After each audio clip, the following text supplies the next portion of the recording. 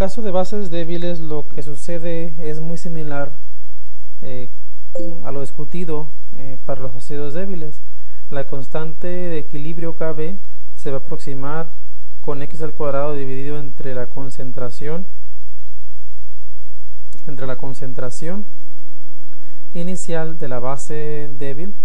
Recordemos que en la parte de abajo tendría que ser la concentración en el equilibrio de dicha base, es decir, la concentración inicial Cb restada menos la cantidad o la concentración de la parte que se disocia, o sea, x.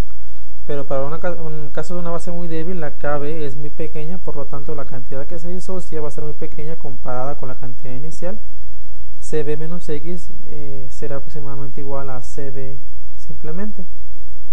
La x corresponde directamente con la concentración de iones oxidrilo, además de la concentración del ácido conjugado de dicha base, y utilizando la expresión similar a la obtenida para la concentración de iones hidróneo, tenemos que la concentración de iones oxidrilo es igual al producto de la constante de equilibrio Kb por la concentración inicial de la base, y ese producto le sacamos la raíz cuadrada. La aproximación aquí también se hace útil solamente para casos en que la disociación sea menor que el 5% de la concentración inicial de la base. Para casos en que esta disociación sea mayor que el 5%, pues se procede de manera similar al ejemplo que vimos anteriormente.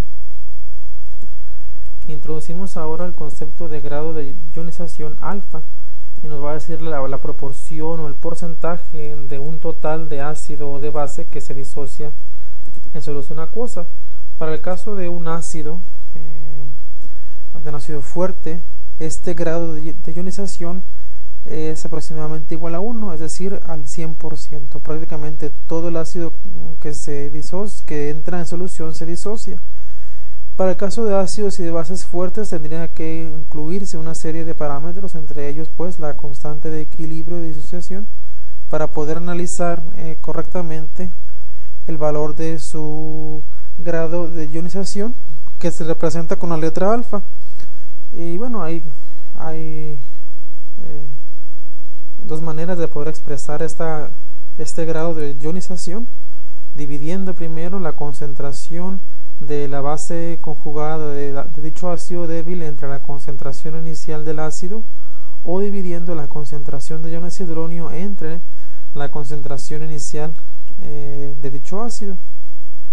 Si tomamos en cuenta la expresión para la concentración de iones hidróneo relacionada con la cantidad inicial de ácido y su constante de equilibrio, tenemos que alfa también va a ser igual al producto de esta concentración por la constante de disociación ácida elevada a la 1/2. Bastaría con sacar la raíz cuadrada de este producto y dividirla toda entre la concentración inicial del ácido. Simplificando esta ecuación, tenemos que la alfa, el grado de disociación, va a ser igual a la constante de equilibrio Ka entre la concentración inicial del ácido, todo esto la raíz cuadrada.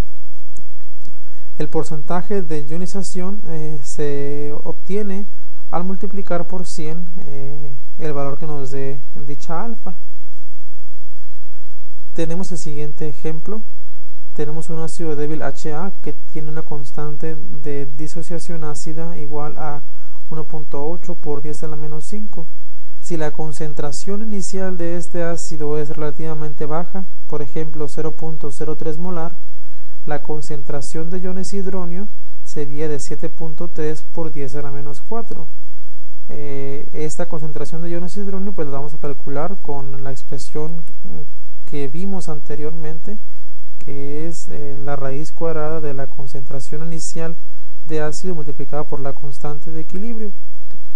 Y después calculamos el pH siendo igual a menos del logaritmo de la concentración de iones hidróneo, nos da de 3.13 por 3.13.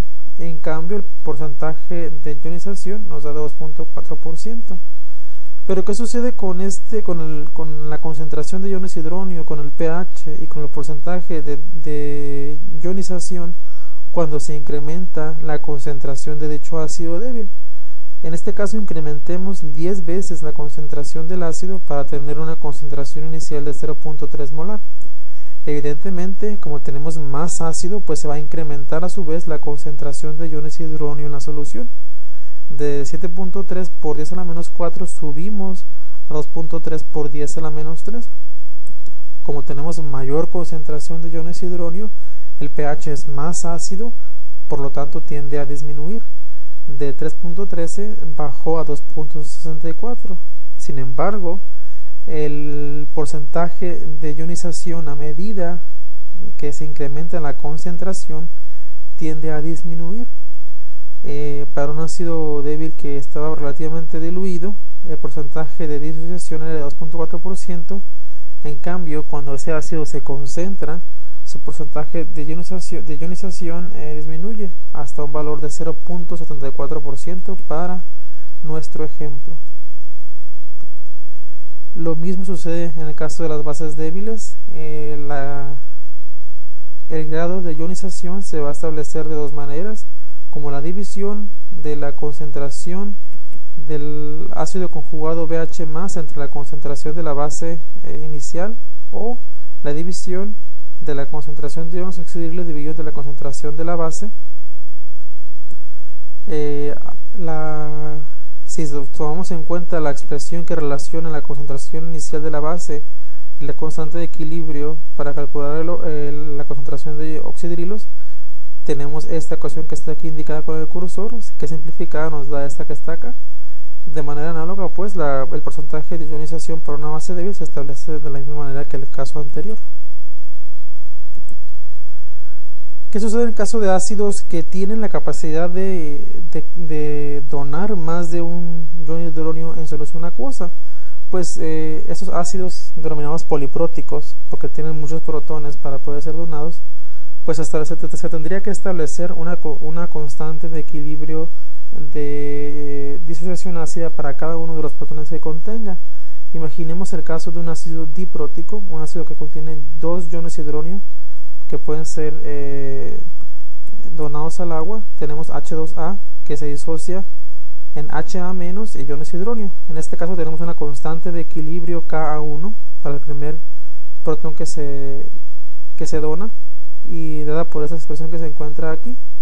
Esta especie química que se encuentra aquí, HA- contiene otro protón que puede ser donado también al agua, un segundo protón que puede ser donado al agua.